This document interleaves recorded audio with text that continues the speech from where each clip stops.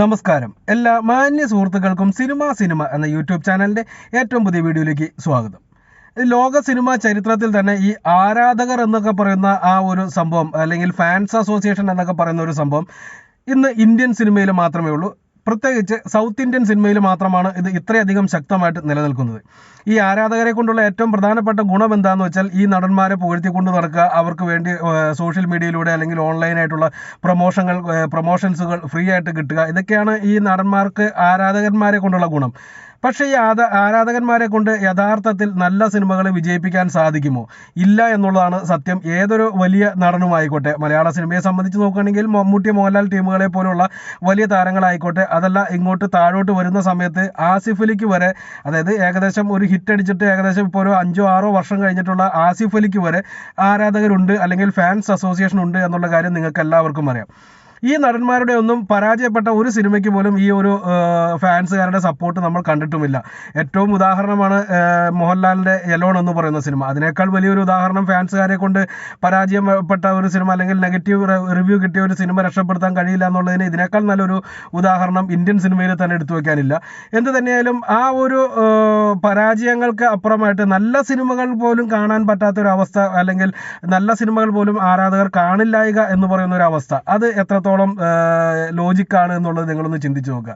ഞാൻ പറഞ്ഞു വരുന്നത് മമ്മൂട്ടി നായകനായിട്ട് വന്ന കാതൽ ദി ഗോർ എന്ന് പറയുന്ന സിനിമയെ കുറിച്ചാണ്. കാതൽ ദി ഗോർ എന്ന് പറയുന്ന സിനിമ ഫാൻസുകാർ കാണില്ല എന്നുള്ളത് അതിന്റെ റിവ്യൂ ചെയ്തപ്പോൾ തന്നെ ഞാൻ പറഞ്ഞതാണ്. പിന്നീട് ആ സമയത്തൊക്കെ വലിയ രീതിയിലുള്ള തെറിവിളികളും കാര്യങ്ങളൊക്കെ സോഷ്യൽ മീഡിയയിലൂടെ എന്നെ വിളിച്ചിട്ടുണ്ട് നമ്മുടെ ചാനലിൽ കുറേ പേര്. അപ്പോൾ എന്തിനേലും ഈ ഒരു വീഡിയോന്റെ താഴെയും അതുപോലുള്ള കമന്റുകൾ കാണുമെന്ന് ഞാൻ പൂർണ്ണമായിട്ടും വിശ്വസിക്കുന്നു. കാരണം എന്താണെന്ന് വെച്ചിട്ടുണ്ടെങ്കിൽ, മമ്മൂട്ടി ആരാധകർ ആ സിനിമ കണ്ടിട്ടില്ല എന്ന് ഞാൻ അന്നും ഇന്നും പറയുന്നത് അത് തന്നെയാണ്. ജസ്റ്റ് നോക്കിയാൽ മതി, 15 കോടിക്ക് താഴെയാണ്, 14-14.5 കോടി രൂപയാണ് ആ സിനിമയുടെ വേൾഡ് വൈഡ് കളക്ഷൻ എന്ന് പറയേണ്ട ഇന്ത്യൻ കളക്ഷനായിട്ട് ഫൈനലായിട്ട് വന്നു നിന്നത്. ഒരു മമ്മൂട്ടി എന്ന് പറയുന്ന മെഗാസ്റ്റാറിന് ഈ 14.5 കോടി രൂപയിൽ താഴെ മാത്രമാണോ ഫാൻസുകാരുടെ പവർ ഉള്ളത് എന്ന് ചോദിച്ചാൽ സംശയിക്കേണ്ടിയിരിക്കുന്നു. അദ്ദേഹത്തിൻ്റെ ഒരു ഹിറ്റ് പടം വന്നു കഴിഞ്ഞാൽ 50 കോടിക്ക് മുകളിൽ കളക്ഷൻ നേടും എന്നുള്ള കാര്യം നമുക്കറിയാം. ഏകദേശം ഒരു 25 കോടിക്ക് മുകളിൽ ഫാൻസുകാർ തന്നെയാണ് ഈ പടങ്ങളെല്ലാം തന്നെ കാണുന്നത്. അങ്ങനെ നോക്കുന്ന സമയത്ത് എന്തുകൊണ്ട് ഈ പടത്തിനും 14.5 കോടി രൂപ മാത്രം കിട്ടി എന്ന് ചോദിക്കുമ്പോൾ, ഫാമിലീസ് വലിയ കാര്യമായിട്ട് സിനിമ ഏറ്റെടുക്കുന്നത് നമുക്ക് കാണാൻ സാധിച്ചു. അതുപോലെ തന്നെ വലിയ അതായത് ഫാൻസുകാരല്ലാത്ത അല്പം പ്രായമുള്ള ആളുകൾ ആ സിനിമകൾ കാണുന്നത് കാണാൻ സാധിച്ചു. അതായത് നോർമൽ ഓഡിയൻസ് ആ സിനിമ എടുത്തുകൊണ്ട് നടക്കുന്നത് നമുക്ക് കാണാൻ സാധിക്കുമായിരുന്നു. പക്ഷേ ഫാൻസുകാർ അപ്പോഴൊക്കെ സോഷ്യൽ മീഡിയയിലൂടെ വന്നിട്ട് മറ്റുള്ളവരെ തെറി വിളിക്കുകയും ഈ സിനിമ മികച്ചതാണെന്ന് പറയാൻ വേണ്ടി മാത്രം ഈ സിനിമയെക്കുറിച്ച് ഓർക്കുകയും ചെയ്യുന്ന ഒരു അവസ്ഥയുണ്ടായിരുന്നു. പല ഫാൻസുകാർക്കും ഈ ഒരു സബ്ജക്റ്റ് ഇഷ്ടപ്പെട്ടില്ല എന്നുള്ളത് സത്യമാണ്. അവർ ആ സബ്ജക്റ്റിനെ പറ്റി നെഗറ്റീവായിട്ട് നമ്മുടെ ചാനലിലും കമന്റ് ചെയ്യുന്നത് കണ്ടിരുന്നു. അത് ഓരോരുത്തരുടെ വ്യക്തിപരമായിട്ടുള്ള അഭിപ്രായം. പക്ഷേ ഒരു നല്ല സിനിമയാണ് എന്ന് പറയുമ്പോൾ അതൊന്ന് കണ്ടു നോക്കുക എന്ന് പറയുന്ന ഒരു പ്രധാനപ്പെട്ട കാര്യമുണ്ട്. എന്തിനേലും മലയാളികളുടെ അവസ്ഥ ഇതാണ് എന്നുണ്ടെങ്കിൽ, ഈ സിനിമയ്ക്ക് ഇപ്പോൾ അമേരിക്കയിൽ പോലും ചർച്ച ചെയ്യപ്പെടുന്നു, അല്ലെങ്കിൽ ഈ സിനിമ അമേരിക്കയിൽ പോലും ചർച്ച ചെയ്യപ്പെടുന്നു എന്നുള്ള വാർത്തകളാണ് ഇപ്പോൾ പുറത്തു വരുന്നത്. കഴിഞ്ഞ ദിവസം പുറത്തു വന്നൊരു വാർത്തയാണ്. അത് ഫേക്ക് ആണോ എന്നറിയാൻ അറിയില്ലാത്തത് കൊണ്ടാണ് ഇന്നലെ ഞാൻ അതിനെക്കുറിച്ച് വീഡിയോ ചെയ്തിരുന്നത്. എന്നാൽ ആ വാർത്തയെക്കുറിച്ച് അന്വേഷിച്ചപ്പോൾ അത് ഒറിജിനലായിട്ട് റിയൽ ആയിട്ട് വന്ന വാർത്തയാണെന്ന് മനസ്സിലാക്കാൻ സാധിച്ചു. ന്യൂയോർക്ക് ടൈംസിന്റെ, അതായത് അവിടുത്തെ ഒരു പ്രധാനപ്പെട്ട ഒരു പത്രമാണ് എന്ന് ഞാൻ പറയാതെ തന്നെ നിങ്ങൾക്ക് അറിയാം, പല സിനിമകളിലും പലയിടത്തൊക്കെ നമ്മൾ കേട്ടിട്ടുള്ളതാണ്. ന്യൂയോർക്ക് ടൈംസിന്റെ കഴിഞ്ഞ ദിവസത്തെ ഒരു വാർത്തയിലെ 4ാമത്തെ പേജിൽ, അല്ലെങ്കിൽ ആ ഒരു ദിവസത്തെ പത്രത്തിന്റെ 4ാമത്തെ പേജിൽ ഈ സിനിമയെക്കുറിച്ച് അത്യാവശ്യം നല്ല വലുപ്പത്തിൽ തന്നെ ഇതിനെക്കുറിച്ച് എഴുതിയിരിക്കുന്നു, അല്ലെങ്കിൽ അതിന്റെ റിവ്യൂ കൊടുത്തിരിക്കുന്നു എന്നുള്ളതാണ് എടുത്തു പറയേണ്ടത്. അതിന്റെ ഹെഡിങ് തന്നെ വളരെ മനോഹരമായിരുന്നു. ബോളിവുഡിന്റെ തിളക്കത്തിനും അപ്പുറം ഒരു കൊച്ചു സിനിമ ഇന്ത്യയിൽ നിന്നും എന്നാണ് കൊടുത്തിരിക്കുന്നത്.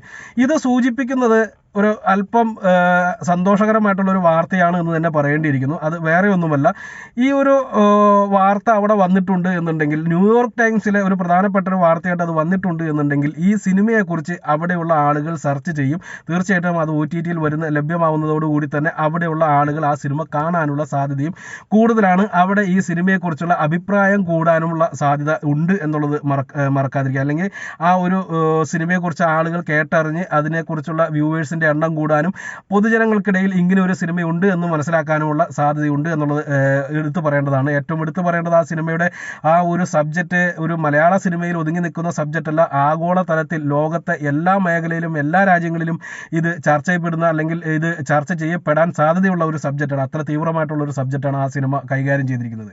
അതുകൊണ്ട് തന്നെ ഈ സിനിമ അമേരിക്കക്കാർ കാണുകയും അവർക്കിടയിൽ ഇതൊരു സംസാര വിഷയമാവുകയും ചെയ്യുകയാണ് എന്നുണ്ടെങ്കിൽ ഒട്ടും അത്ഭുതപ്പെടാനില്ല. പലരും ഇതിനെ കളിയാക്കാനും കാര്യങ്ങളൊക്കെ ആയിട്ട് വന്നേക്കാം. ഒട്ടും അത്ഭുതപ്പെടാനില്ല. അടുത്ത വർഷത്തെ ഇപ്പോൾ വരാൻ പോകുന്ന ഓസ്കാർ അല്ല, അടുത്ത വർഷത്തെ ഓസ്കാറിന് ഈ ഒരു സിനിമയ്ക്ക് ഒരു എൻട്രി കിട്ടിക്കഴിഞ്ഞാൽ അത് വലിയ ഒരു അത്ഭുതമായിട്ട് കാണേണ്ടതില്ല എന്നാണ് എനിക്കിപ്പോൾ പറയാനുള്ളത്. കാരണം കിട്ടാനുള്ള സാധ്യതകൾ കാണുന്നു എന്ന് തന്നെ വേണം വിശ്വസിക്കാൻ. ഇപ്പോൾ ഈ വരാൻ പോകുന്ന ഓസ്കാറിൽ ഇന്ത്യയിൽ നിന്നുള്ള ഒഫീഷ്യൽ എൻട്രി ആയിട്ട് വന്ന് 2018 അത് പുറത്തായ കാര്യം നിങ്ങൾ അറിഞ്ഞിരിക്കും. കാരണം അത് ഇന്ത്യയെ സംബന്ധിച്ച് അല്ലെങ്കിൽ ഒരു മലയാള സിനിമയെ സംബന്ധിച്ച് 2018 എന്ന് പറയുന്ന സിനിമ ഒരു അത്ഭുതമായിട്ട് നമുക്ക് തോന്നിയേക്കാം. പക്ഷേ ലോക സിനിമയെ സംബന്ധിച്ച് അല്ലെങ്കിൽ സായിപ്പന്മാരെ സംബന്ധിച്ച് ഇതൊന്നും ഒരു പുത്തരിയല്ല. അവർ ഇതിനേക്കാൾ വലിയ ടെക്നോളജിയും ഇതിനേക്കാൾ മഹത്തരമായിട്ടുള്ള സിനിമകളും അവർ ഒരു കൊല്ലത്തിൽ തന്നെ 15 പ്രൊഡ്യൂസ് ചെയ്യുന്നുണ്ട്. അപ്പോൾ അവരെ സംബന്ധിച്ച് 2018 ഒരു സാധാരണ ഒരു സിനിമ എന്ന് മാത്രമേ അവർക്ക് തോന്നത്തുള്ളൂ. പക്ഷേ ഈ പറഞ്ഞ കാതൽ ദി കോർ എന്ന് പറയുന്ന സിനിമയുടെ ത്രെഡ് നിങ്ങൾ തന്നെ ഒന്ന് ചിന്തിച്ചു നോക്കുക.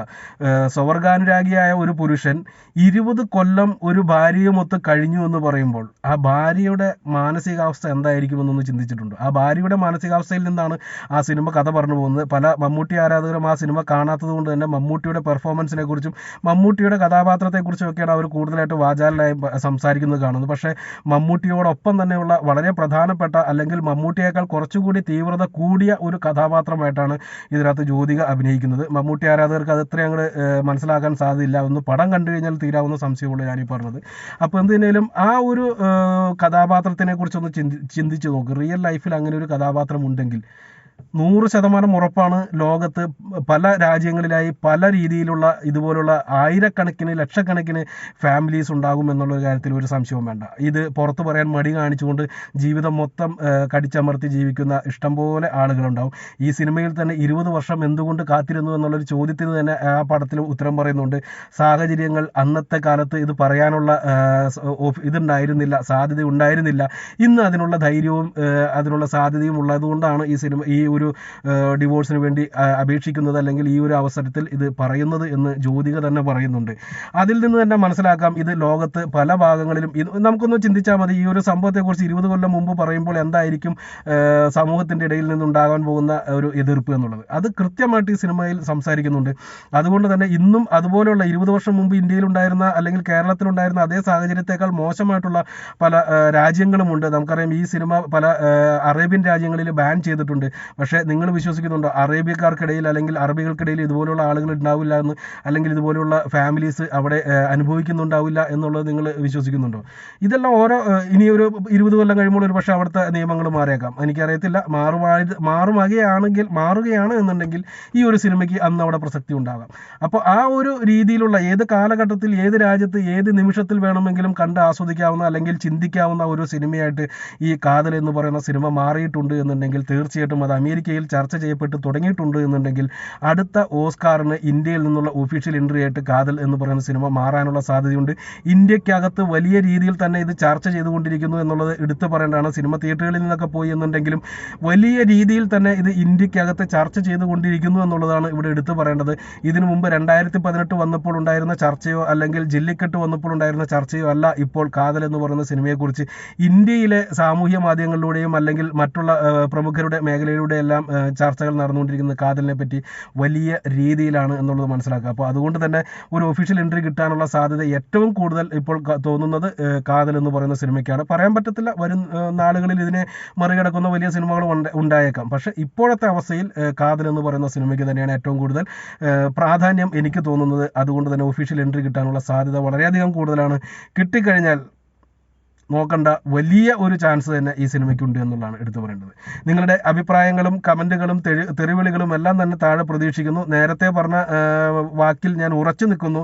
മമ്മൂട്ടി ആരാധകർ ഒരു 20-25% മാത്രമേ ഈ സിനിമ കണ്ടിട്ടുള്ളൂ. മമ്മൂട്ടി ആരാധകർ എന്നേക്കാൾ അപ്പുറമായിട്ട് അവർ നല്ല സിനിമയെ സ്നേഹിക്കുന്ന ആളുകളായതുകൊണ്ടാണ് അവർ ആ സിനിമ കണ്ടത്.